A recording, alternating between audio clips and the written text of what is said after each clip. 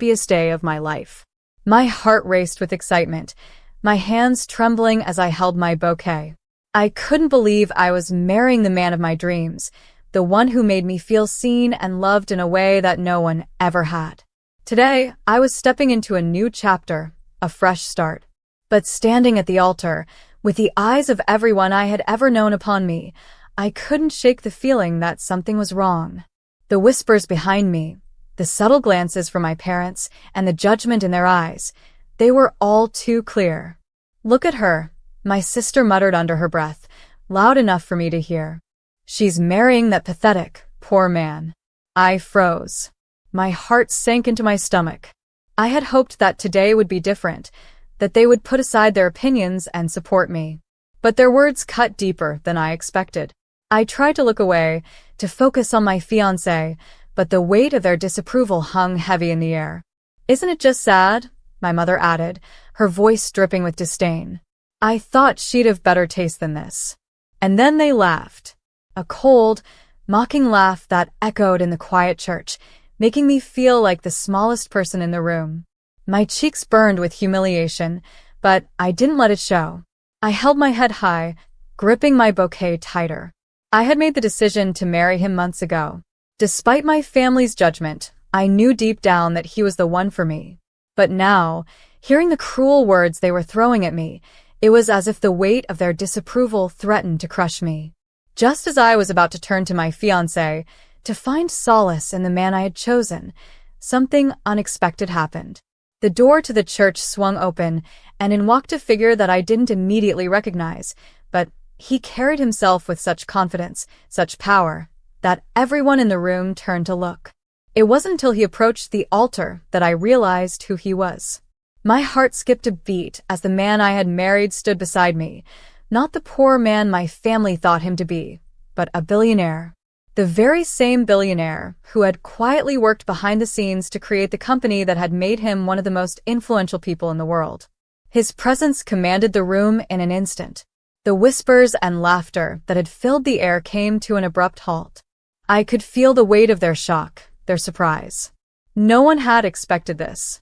No one had known that the man I had chosen to spend my life with was not just a humble man with a love for life, but someone whose name was synonymous with success, wealth, and power. As the priest continued with the ceremony, I could feel my family's eyes on us. The disbelief on their faces was palpable. But it wasn't just disbelief, it was regret, and it was written all over their faces. They hadn't just mocked me, they had mocked him, too. And they hadn't known who he was. When the vows were exchanged, my husband, no, my billionaire husband, took my hand, and there was an unspoken promise in his eyes. He was kind and humble in a way that didn't match his public persona. He didn't care about showing off his wealth. He didn't need to. But today, he was going to show my family exactly what it meant to judge someone based on what they thought they knew. The reception hall was buzzing, but it wasn't the usual cheerful chatter one might expect at a wedding. There was an undeniable shift in the air, a tension that seemed to hang over the entire room. My heart raced in my chest, not out of excitement or happiness, but because I could feel every eye in the room on us. Every whisper, every glance sent my way felt like a knife to my heart. The harsh words my family had said earlier were still echoing in my mind. "You're marrying a pathetic, poor man." My sister's mocking tone, my mother's sneering face. I couldn't shake it off. The humiliation was so sharp that it almost overshadowed the joy of this new chapter in my life. But then I remembered, no matter what they thought, I was here with the man I loved. The man who was going to stand by me, no matter how many people tried to tear us apart. As we walked into the reception hall, I could feel their stares. It was as if they were waiting for a cue, waiting for something to happen. I could see the confusion on my parents' faces, though they tried to mask it with forced smiles. They hadn't expected this. They hadn't expected him. They hadn't known the man standing beside me was not just an ordinary man, not someone they could easily dismiss. And for the first time, I felt a sense of power rising within me.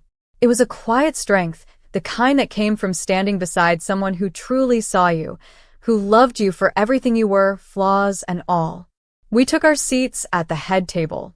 I noticed how my family had subtly shifted in their seats, as if they weren't quite sure where to place their eyes anymore. My father, who had been the most vocal critic, now seemed to be grasping for words that didn't come easily. He didn't know how to handle this, how to handle him. But my husband, the man I married, didn't flinch. He wasn't intimidated by the discomfort in the room. He was calm, collected, and confident, not in an arrogant way, but in a way that made it clear he didn't need anyone's approval. Not mine, and certainly not my family's. The room was still for the most part. It felt as if time was suspended, just long enough for my parents to realize what had happened.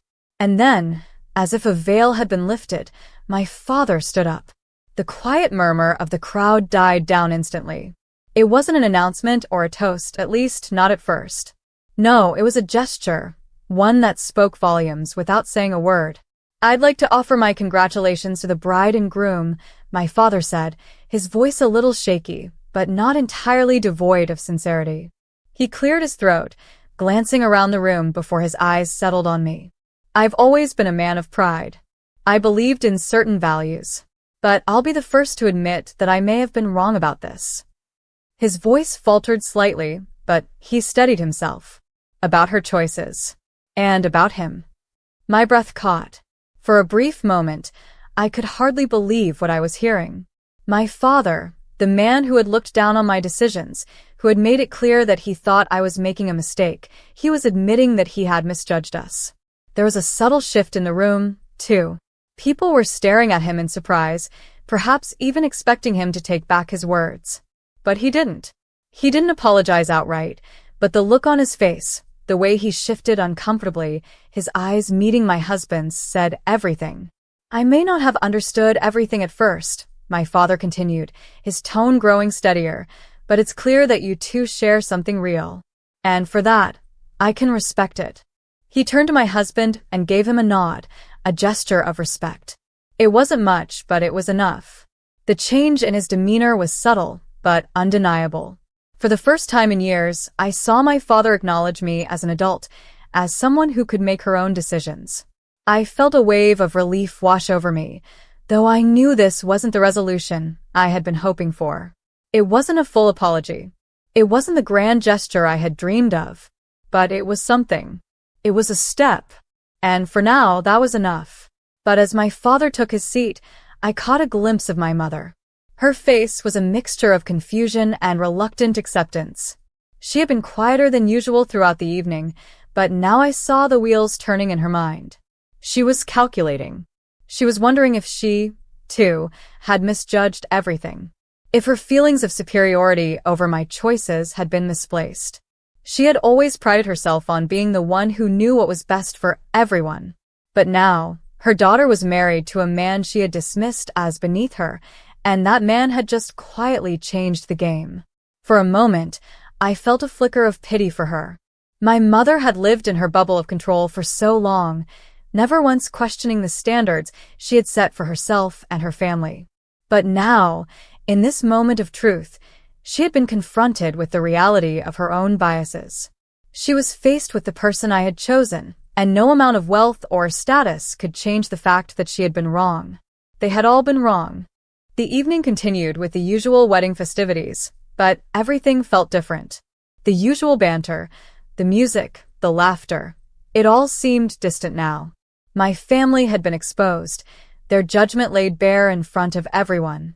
I could feel the weight of the situation pressing on me, but I also felt a strange sense of power. My husband's quiet composure was something to behold. He wasn't swayed by their judgment or their sneering remarks.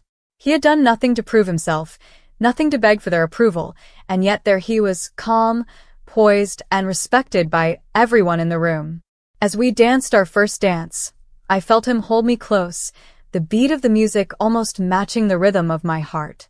I leaned in, pressing my cheek against his chest, listening to the steady thrum of his heartbeat. "You're doing great," he whispered, his voice low enough for only me to hear. "I've got you." And in that moment, I believed him. I believed that we could face anything together. This wasn't just a wedding. This wasn't just a party. This was the beginning of our lives together, and no one, not even my family, could take that away from us. But the night was far from over. As the evening stretched on, the mood in the reception hall began to shift.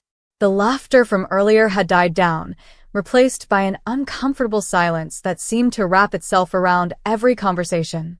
My family sat at their table, now more subdued, their earlier gloating now replaced by a cloud of regret that hung heavy in the air. I could see it in their eyes, the same disbelief they had when they realized who my husband really was. They had underestimated him. They had underestimated me. But it wasn't just about the shock of his wealth, it was about everything they had assumed about our relationship. They had thought me weak for choosing love over wealth, for choosing him despite what they believed he lacked. The more I thought about it, the more I realized just how deeply they had misunderstood me. It wasn't about money, it never had been. It wasn't about status or appearance. It was about the connection we shared, the bond we had built through trust, respect, and, yes, love. The things my family valued most, wealth, power, influence, meant nothing in comparison to the foundation I had with him. And yet, for so many years, I had allowed them to convince me that I needed to fit into their mold. I had allowed their opinions to shape my choices, even though deep down I knew they were wrong. But now, standing at my husband's side, I felt more empowered than I ever had before. It wasn't about revenge. It wasn't about proving anyone wrong. It was about finding my own truth. And I had finally found it in him, in us. I caught my husband's gaze across the room. He was surrounded by guests, engaging in light conversation, but his eyes never left me. I could feel the love and support emanating from him, a silent promise that no matter what came next, we would face it together. His calmness was contagious. In the past, I would have panicked in this situation, felt like I needed to make everything right for everyone. But now, with him by my side, I realized there was no need for that. This was my moment, my day, and it wasn't going to be overshadowed by anyone else's opinions. As the night wore on, my father stood up again, this time to give a toast to us, the newlyweds. The room grew quiet as he cleared his throat, his earlier discomfort replaced by something that resembled grudging respect. "I've never been one for grand speeches," he began, his voice carrying across the room. "But I've always believed in doing what's best for my family. And when I saw my daughter today, standing beside the man she chose to marry, I realized something important." He paused, his eyes briefly flicking over to my husband. "Sometimes, the best decisions aren't the ones we make based on what others think. Sometimes, they're the ones we make based on what's in our hearts." I watched as my father slowly turned his gaze to me. The sincerity in his eyes was unmistakable. "I've always been proud of my daughter. And today, I'm proud of the man she's chosen. I see now that you two have something real, something lasting. And for that, I offer my congratulations." The room was silent for a beat before a ripple of applause spread through the guests. It wasn't loud or overdone, but it was genuine. My father's acknowledgement, even if not an outright apology, was enough. It was the first time he had publicly admitted that he had been wrong, and for me, that was a small victory. Not for him, but for me. For the woman I had become, the woman who had learned to trust her instincts and her heart over the expectations of others. I looked over at my mother, waiting for her reaction. She had been quiet all night, standing off to the side, watching my father's small but significant shift. I could see the wheels turning in her mind, the realization dawning on her that perhaps she, too, had been wrong. She had always prided herself on being the voice of reason, the one who had kept the family together with her meticulous plans and expectations. But tonight, the truth had shattered her world, just as it had shattered my father's. She looked at me then, her eyes filled with something I couldn't quite place. It wasn't anger. It wasn't even disappointment. It was something more complex, regret perhaps, mixed with a sense of loss. Maybe she felt like she had lost control, lost the ability to mold me into the daughter she had wanted me to be. But as her gaze softened, I realized that this was a turning point. She, too, would have to come to terms with the reality that I wasn't the person she had tried to shape. I wasn't sure what would happen next. I didn't know how my relationship with my family would evolve from this point on, but I felt a sense of peace settle over me. For the first time, I wasn't worried about their approval. I wasn't trying to earn their love. I had my own life now. I had my own family, one built on love and respect, not appearances and superficial judgments. The evening drew to a close, and the music played on, but it no longer felt like a celebration. It felt like something deeper, more profound. The tension that had plagued the beginning of the night had slowly faded, replaced by a quiet understanding. My family, once so certain in their judgment of me, had seen the truth. They had seen the man I had chosen to marry, not just his wealth, but the integrity, the kindness, and the quiet strength that had been there all along.